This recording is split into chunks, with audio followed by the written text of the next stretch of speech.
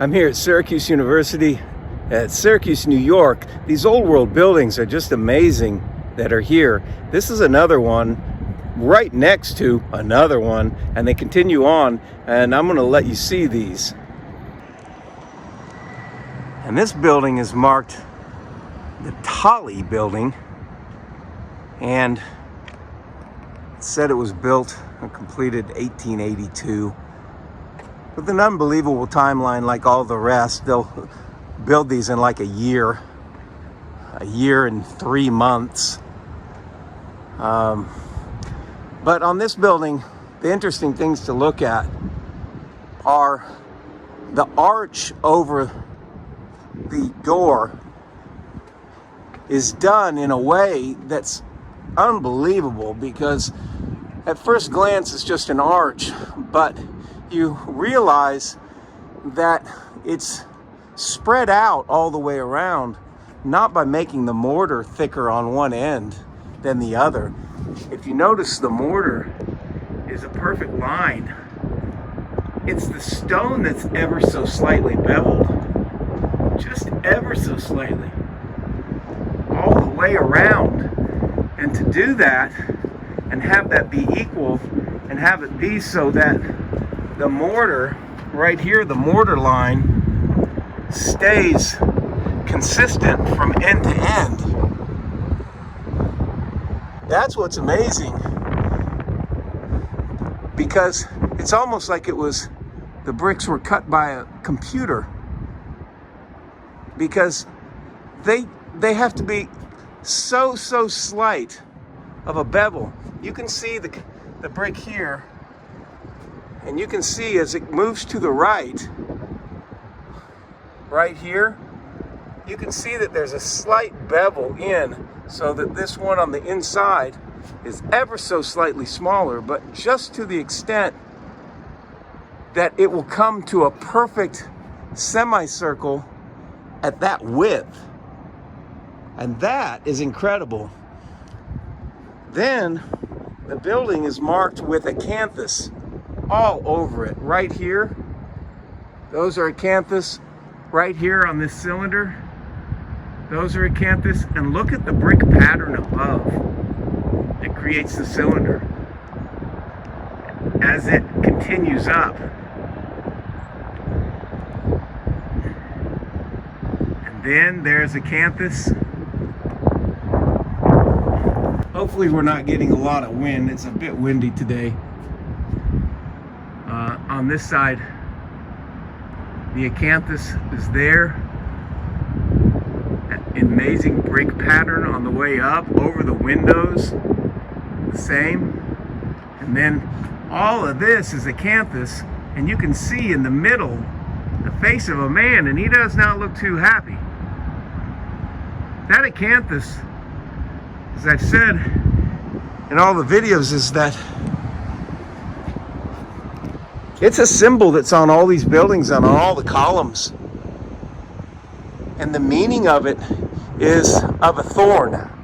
Acanthus is a thorn, and it's the exact plant that was put on the head of Jesus Christ in the Bible at his crucifixion by the Roman soldiers.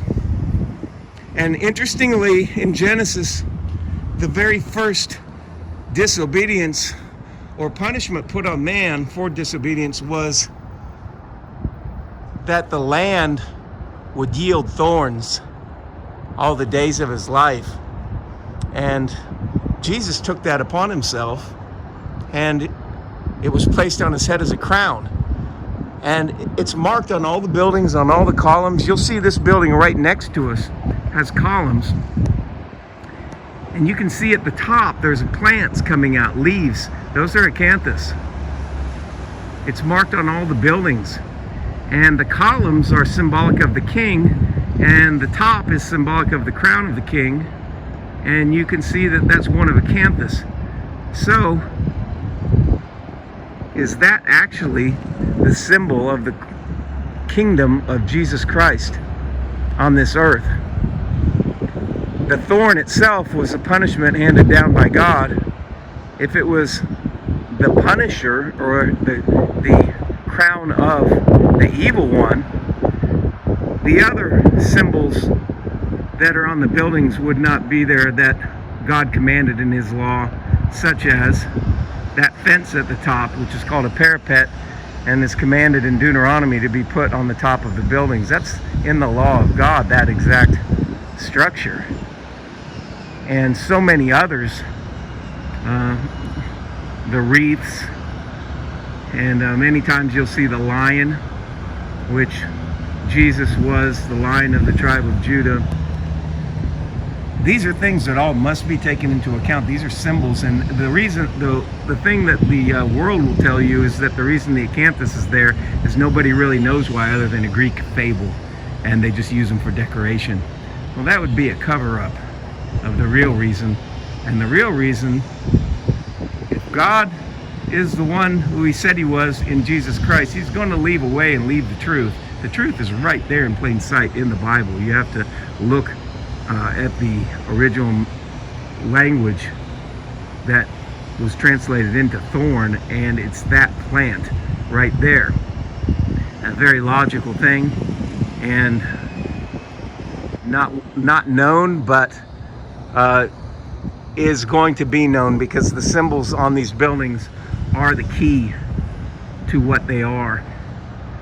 And on this building, you can see that these levels of construction are not one for primitive people that are having a rough time migrating to a new country because there was something wrong with the place they were.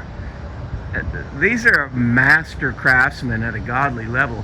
Look at that arch at the top there. You can see the ever so slightly pie-shaped cut of those bricks. But you can't do that randomly. That has to be exact, so it forms an exact semicircle.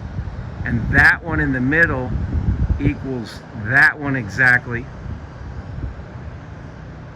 And equals that one exactly. And then we have a step out on the bricks. And then these cylinder constructions on the end to make that out of brick. And this one out of brick is just incredible because they're rounded. Those brick faces are actually not square, or not perfectly level on the end. You can see if I hold that up here to a brick, they're ever so slightly rounded and perfectly put in there to where the row below is right in the center of the row above, and made it a perfect cylinder all the way up. And then also with the stone that's actually cut, and then also with the ends of the building.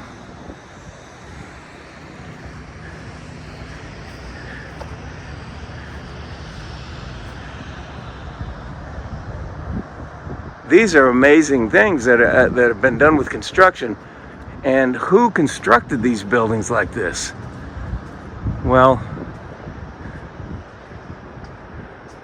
was it done in 1882 with horse and wagon and people who just emigrated here?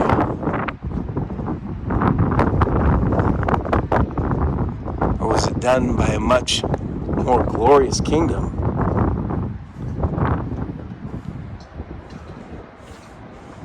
At a time as these buildings have been here for much, much, much longer.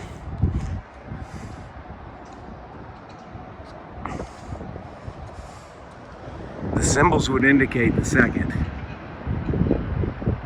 not being a frivolous symbol just thrown on top of a building, but actually used on all these glorious buildings all over the world. Keep your eyes open for that plant. Look it up in a concordance. There's plenty of apps online that'll give you a concordance. I'll post a link in the description below of one, and you can go look exactly at that and see that that plant right there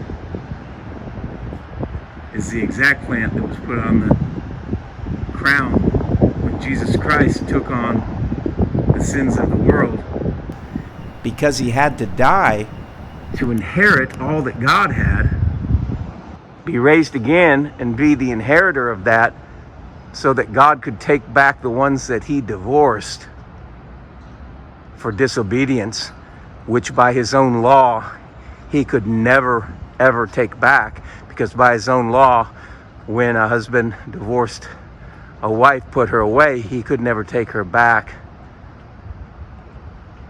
And God was unable to take his people back, but through his son.